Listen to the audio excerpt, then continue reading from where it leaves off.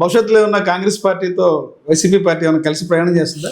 మేము ఎప్పుడు కూడా కలిసి మా సిద్ధాంతాల నచ్చి, ఇప్పుడు చంద్రబాబు నాయుడు గారు మీకు తెలుసు, మా దగ్గరకు వచ్చారు ఢిల్లీలో, రాహుల్ గాంధీని కలిసారు, కలిసి పనిచేస్తానండి, నాకు బుద్ధి ఇస్తే భవిష్యత్తులో ఎప్పుడు భారతీయ జనతా పార్టీతో కలిసి పనిచేయనని మేమల్ల. చంద్రబాబు నాయుడు గారు తిట్టినట్టుగా నరేంద్ర మోడీని విమర్శించినట్టుగా ఈ భారతదేశంలో ఏ ప్రాంతీయ పార్టీ నాయకుడు కానీ రాజకీయ పార్టీ కానీ విమర్శించారు.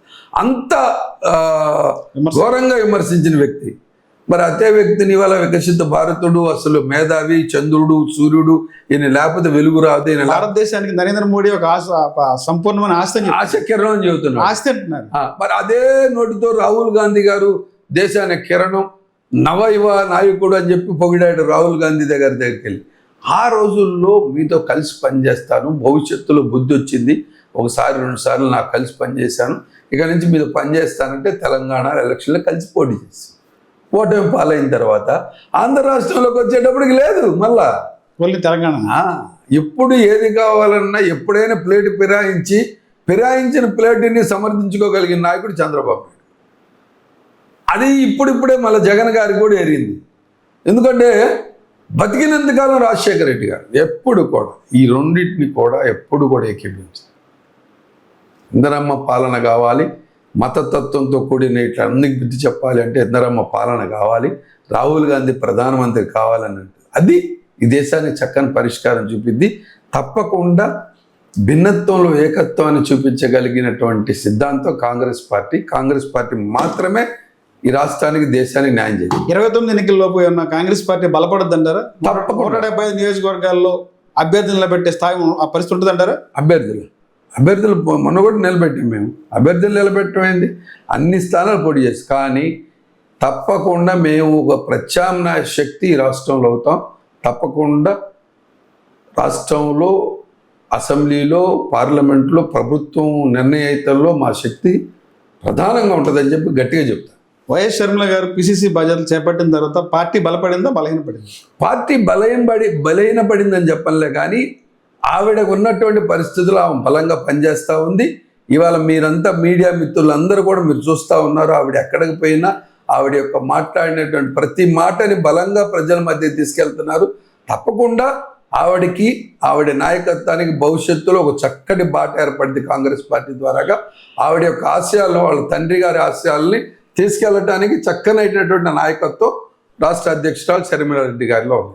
Sir, deputy CM Pawan Kalyan గారు ఎన్నికల ముందు అనేకమైన వాగ్దానాలు చెప్పారు. మేము అధికారంగా వస్తే ఎలా చేస్తాం అలా చేస్తా ఉన్నారు. ఆడపిల్ల మీద ఎవరైనా టచ్ చేయాలంటే పోపిస్తా అన్నారు. ఇప్పుడు అధికారికి దాదాపు 14 ఏళ్ళ కాలం అవుతుంది. రాష్ట్రంలో లా అండ్ ఆర్డర్ ఎలా ఉంది? డిప్యూటీ సీఎం గారు గతంలో ఇచ్చిన హామీలు ఇప్పుడు ఎలా అమలు చేస్తారు ఏం చెప్తారు మీరు? ఇప్పుడు సీనియర్ నాయకుడిగా మాజీ ఎమ్మెల్యే ఉన్నారు మీరు. జనరల్గా సినిమా యాక్టర్లకి అడ్మినిస్ట్రేషన్ తెలియదండి. నేను చూసా చాలామంది సినిమా యాక్టర్లు, ఏదో రేరు సినిమా యాక్టర్లు అడ్మినిస్ట్రేషను అట్లా పట్టుకో. అది కూడా ఏంటంటే అడ్మినిస్ట్రేషన్ కాదు, ఆ డిక్టేటర్షిప్. జయలలిత ఉంది ఓ డిక్టేటర్షిప్, రామచంద్రన్ గారు ఒక స్టైల్. దాన్ని కావాలంటే వీళ్ళ వల్ల అవదు. పవన్ కళ్యాణ్ గారు అధికారం రాకముందు తనకున్నటువంటి సినిమా గ్లామర్, అంతకుముందు చిరంజీవి గారిని కూడా చూసాం, ఆయన కూడా ఒక సినిమా గ్లామర్, మంచి మనిషి, ఆయనకి చాలా దగ్గరగా ఉన్నాను. ఆయన ఏంటంటే పాపం ఇవన్నీ చూసి ఈ విధంగా పనిచేయాలి, జనాల్లోకి వెళ్ళాలి అనేటటువంటి భావన లేక ఆయనకు ఒక లైఫ్ ఇంతకుముందు ఫార్మెట్లో ఉందని వెళ్ళిపోయాడు. పవన్ కళ్యాణ్ కొంచెం ఒక 2 అడుగులు ముందు వేసుకొని అతన్ని ఇదే చంద్రబాబు నాయుడు హ్యూమిలేట్ చేశాడు, బాగా హ్యూమిలేట్ చేశాడు. జగన్మోహన్ రెడ్డి అధికారంలోకి వచ్చి ఈయన హ్యూమిలేట్ చేశాడు. ఈ హ్యూమిలేట్లో అతను ఏంటంటే గుక్క తిప్పుకోలేకపోయాడు. అతని మనుగడ కష్టమైపోయింది. అమ్మో ఇంక నేను నా మనుగడ ఉండదు అని చెప్పి ఎక్కడో చోట ఒక కూటమి కట్టాడు. ఆ కూటమిలో నడుపుతున్నాడు. ఇప్పుడు కూడా ఆయన మాట ఎక్కడ జరగలా, అధికారులు కూడా ఎవడు ఎంటలా ఆయన మాట. ఉన్నాడు, డిప్యూటీ సీఎంగా ఉన్నాడు పేరుకి. ఆయన మాట ఏ అధికారినుడు, వాళ్ళకి ఏ కింద స్థాయిలో ఏమీ లేదు, మొక్కుబడిగా ఉన్నారు. కానీ వాళ్ళు భారతీయ జనతా పార్టీలో ఉన్నటువంటి మోడీ గారు, అమిత్ షా గారు ఏం చెబుతారు అది చేస్తారు. పాపం ఏదో ఉన్నారు, అప్పుడప్పుడు హెలికాప్టర్లోనో లేదా సినిమా షూటింగ్లు చేసుకొని వస్తుంటాడు. దీన్ని పక్కదారి పట్టించడానికి ఆ రోజు నాదెళ్ల భాస్కర్ రావు గారు అట్లా చేస్తాడు, ఇప్పుడు నాదెళ్ల మనోహర్ గారు, అప్పుడు ఎన్టీ రామారావు గారికి నాదెళ్ల భాస్కర్ రావు గారు, ఇవాళ పవన్ కళ్యాణ్ గారికి మరో అంటే వెనుపోతుంటారా? నేను వెనుపోతున్నాను. ఆ రోజు అంటే ఎన్టీ రామారావు నాదెళ్ల భాస్కర్ అదే గుర్తొస్తుంది. అవును, ఆ రోజు ఎన్టీ రామారావు గారు రాజకీయ ప్రయాణం మొత్తం నాదెళ్ల భాస్కర్ గారు దగ్గరుండే నడిపాడు. ఇవాళ పవన్ కళ్యాణ్ గారిని దగ్గరుండి నడుపుతున్నాడు. నాదెండ్ల మనోహర్ని కూడా ఈ రోజు కూడా తెలుగుదేశం వాళ్ళు నడుపుతారు. సేమ్ అదే మళ్ళీ రిపీట్ అయ్యే అవకాశం ఉంది. రిపీట్ ఎప్పుడైతే నేను చెప్పలేదు. అది మీరు ఇన్వెస్టిగేషన్ చేయాలి, అది మీరు చేయాలి తప్పకుండా. ఇప్పుడు అతను తెలుగుదేశంలో ఉన్నటువంటి కార్పొరేట్ శక్తులు ఉన్నాయి, వాళ్ళు ఇవాళ నాదెండ్ల మనోహర్ చేత పవన్ కళ్యాణ్ నడిపిస్తున్నారు. ఆంధ్రప్రదేశ్లో యువతని చైతన్యపరచడానికి కానీ మీ పార్టీలో ఉన్నటువంటి వెళ్ళిపోయినటువంటి నాయకులు ఎవరైతే ఉన్నారో మరలా వారిని పార్టీలో రాబట్టుకోవడానికి కాంగ్రెస్ పార్టీ ఎలాంటి వ్యూహం చేపడుతుంది? తప్పకుండా ఎవరైతే పార్టీ సిద్ధాంతాల్లో పడి ఈ పార్టీలో ఇప్పుడు చంద్రబాబు నాయుడు గారి పార్టీ అంటే 100% చంద్రబాబు నాయుడు గారిని లైక్ చేసే నాయకులు ఉన్నారా? ఓపెన్గా విమర్శించిన వాళ్ళు కూడా ఉన్నారు. యనమల రామకృష్ణ గారు ఉత్తరాలు రాశాడు, తీసేశారు, ఆయన్ని పార్టీలో ఉన్నాడు. ఇప్పుడు అట్లానే నరేంద్ర మోడీని విమర్శించేటటువంటి గడ్కరీ మంత్రిగా లేడు, ఉన్నాడు.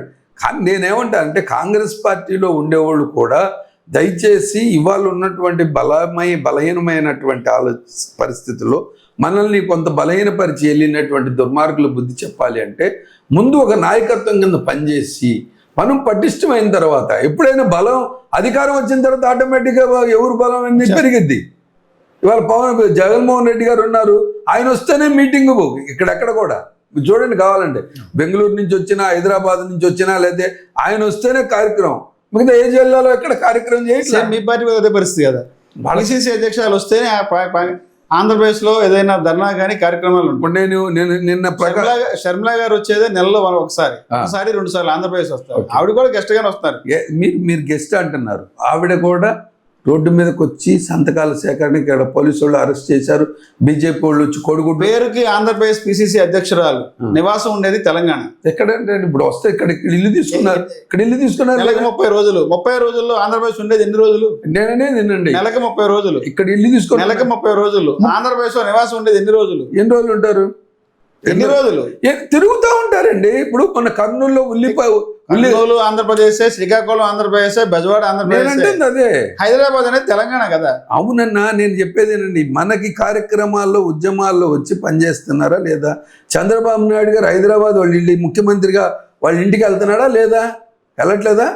లోకేష్ గారు వెళ్ళట్లేదా? జగన్మోహన్ రెడ్డి గారు వెళ్ళట్లేదా?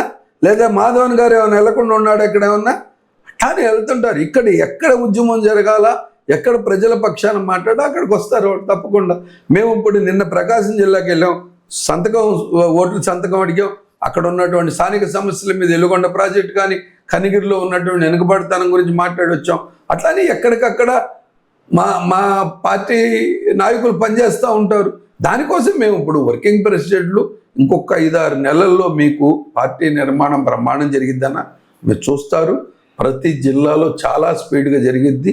ఈ పోరాటం ఈ కూటమి ప్రభుత్వం నరేంద్ర మోడీ చేతుల్లో కీలుబొమ్మలుగా ఉండి బీజేపీ డ్రెస్ వేసుకోలేదని చెప్పే జగన్మోహన్ రెడ్డికి ప్రత్యక్షంగా బీజేపీ డ్రెస్ ఉన్నారంటారు జగన్మోహన్ రెడ్డి గారు. ఖచ్చితంగా 200%, 200% జగన్మోహన్ రెడ్డి సింగిల్ గానే వస్తుంది, సింగిల్ గానే పోటీ చేస్తారని వైసీపీ పదే చెప్తుంది కదా. మీరేమో బీజేపీ డ్రెస్ అని చెప్తున్నారు. మీరు చెప్పండి ఏ మాత్రం అతను రాజకీయంగా వాళ్ళ నాన్న ఆల్రెడీ కూటమిలో టీడీపీ జనసేన ఉంది కదా, వాళ్ళిద్దరు ఉండగా మళ్ళీ వైసీపీ అలా ఉంటే ఎలా? మరి ఎట్లా చంద్రబాబు నాయుడు గారు వేసిన పెట్టిన క్యాండిడేట్కి వీళ్ళు ఓట్లు వేస్తారు? ప్రపోజల్ ఎవరు పెట్టారు? చంద్రబాబు నాయుడు గారు పెట్టారు రాధాకృష్ణన్ని ఉపరాష్ట్రపతికి. మరి జగన్మోహన్ రెడ్డి గారు ఏ విధంగా ఓటేస్తాడు? ఎందుకు వేస్తాడండి? ఆంధ్ర రాష్ట్ర ప్రజలను పిచ్చోళ్ళ అంటే మేము ఏది చేసినా చెల్లిద్ది, దిక్కు లేదు. నేను ఒక రాష్ట్ర ముఖ్యమంత్రిగా చేశాను గతంలో, ఇవాళ ప్రతిపక్ష నాయకుడు 40% వచ్చినాయి. నేను గతంలో ఓడిపోయాను, ఇవాళ అధికారంలో ఉన్నాను. నేను ఏది చెప్పినా నడిచిద్ది అనేది చంద్రబాబు నాయుడు, పవన్ కళ్యాణ్. వీళ్ళందరినీ నడపడానికి అమిత్ షా, మోడీ గారు ఉన్నారు. బస్ వీళ్ళ చుట్టే తిరుగుతూ ఉంటుంది. మాలాంటి వాళ్ళు గొంతు చించుకొని అడుగుతూ ఉండి ప్రజల పక్షాన మాట్లాడుతూ ఉన్న దాన్ని మాకున్నటువంటి ప్రచార సాధనాలు లిమిటెడ్లో ఉన్నాయి.